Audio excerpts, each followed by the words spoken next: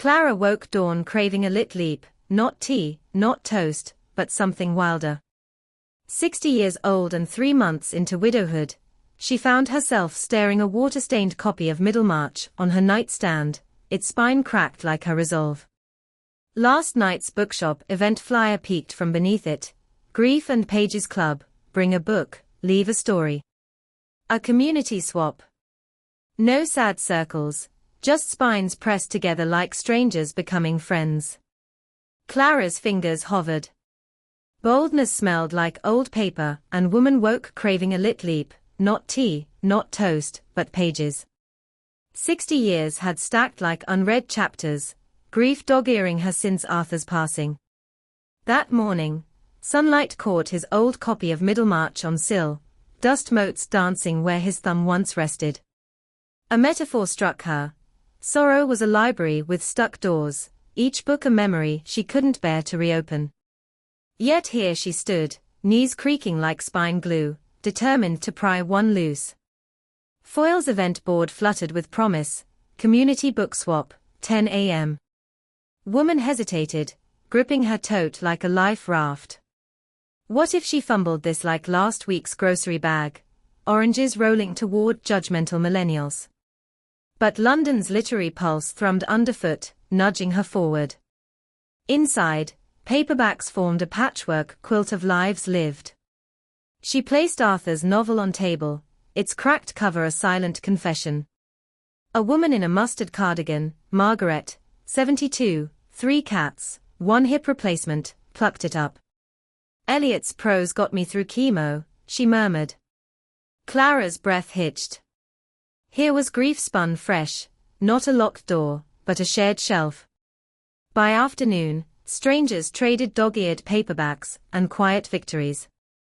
Clara left lighter, clutching a Kerouac someone's son had loved fiercely. Streets blurred into something brighter.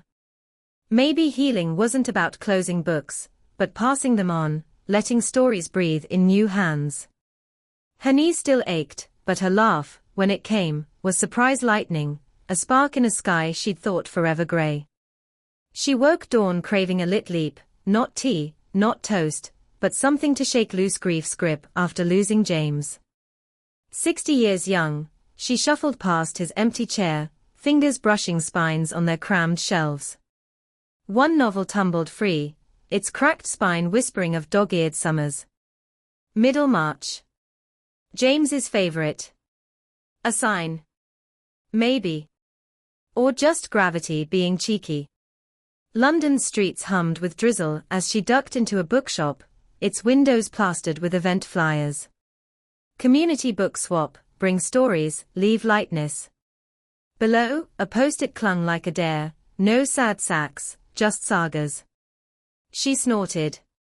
Sagas she could do. Inside, shelves curved like a hug. A woman her age, cropped silver hair, neon reading glasses, waved from behind a stack of paperbacks. Maggie, she introduced herself, thumbing a copy of Joy in Mourning. We swap more than books here. Plot twists, too, creator hesitated, then slid Middlemarch onto free flight table. Maggie grinned. Bold move. Eliot's a beast. Over weeks, creator returned, devouring recommendations like candy. A dog-eared Gilead made her weep 3 a.m. A battered Anne of Green Gables had her cackling into her Earl Grey. She scribbled notes in margins, leaving them for next reader. Page 42, this line gutted me. Eat chocolate first. One evening, Maggie handed her a memoir with a sticky note, your turn to lead next month. No backing out, we've seen your margin rants. Clara's pulse skittered. But when day came, she stood before a circle of strangers, gripping that old Middlemarch. James loved this, she admitted. But I never finished it.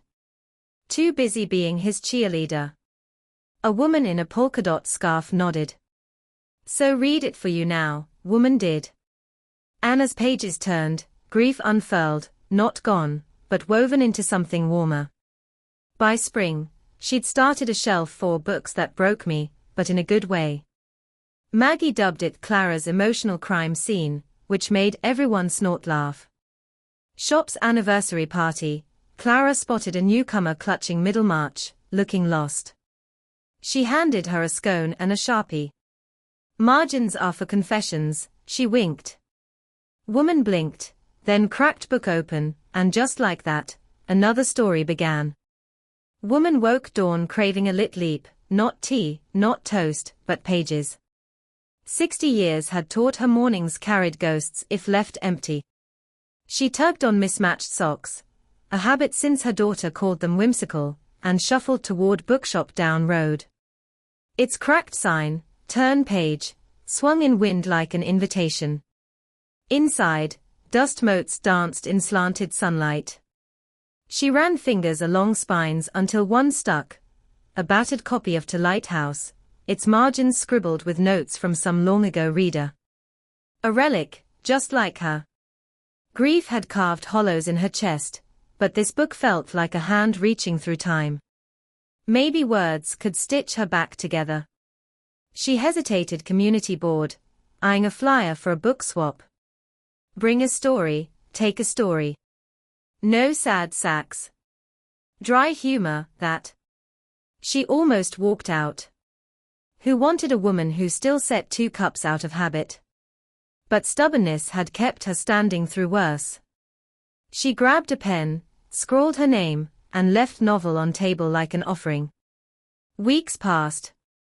Strangers became faces, then names, then voices debating beloved over digestives.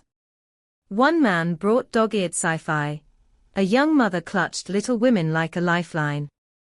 She realized she wasn't just swapping books, she was trading shards of herself. That old novel had been a bridge, its ink-stained pages proof that even broken things held value.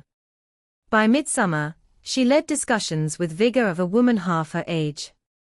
Grief hadn't vanished, but it had company. And when she caught herself laughing, really laughing, someone's terrible pun about Moby Dick, Clara knew story wasn't over. It never was.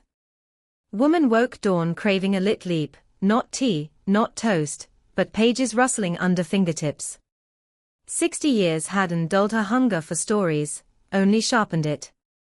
That morning, she hauled a battered copy of Middlemarch from its shelf, spine cracked with decades of love, and pressed it to her chest like a shield. Grief had curled her inward after losing James, but today, words would pry her open. She marched into her local indie bookshop, Pages and Prose, where events buzzed like bees in spring. A chalkboard announced her idea, scrawled in loopy letters by a barista who'd nodded when creator muttered, "Stories stitch us back together." Skeptical glances had followed her first flyers. Who joins a club to cry over novels? One woman scoffed, adjusting cat-eye glasses. Woman ignored her, arranging mismatched chairs in a circle, placing Middlemarch center stage like an altar.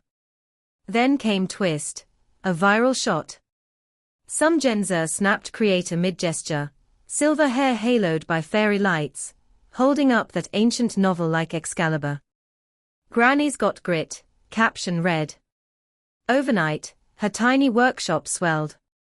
Strangers crammed between shelves, clutching dog-eared paperbacks, memoirs, mysteries, even a Twilight fan clutching a battered copy like a talisman. Clara's sly humor surfaced when she tripped over a footstool, quipping, "Age ain't grace, loves." Crowd roared. Cat-eye glasses lady, now front row, gaped. Woman met her stare, flipping open Middlemarch to a passage about second chances. "This," she whispered, "is my start." By sundown, Pages and Prose had a waiting list. Clara swapped her old novel for a fresh stack, fingers grazing spines like old friends. Grief hadn't vanished, but here, in this lit leap, it finally had company. She woke dawn craving a lit leap, not tea, but pages. 60 years young, she'd spent months marooned in grief after losing James, until dog-eared copies of Middlemarch whispered a wild idea: book clubs stitch hearts back together. London's drizzle couldn't dampen her mission.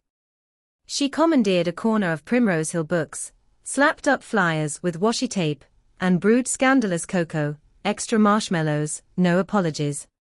First meeting, 3 widows, a divorcee knitting socks, and a bloke who mistook it for chess club. Creator grinned. Perfect.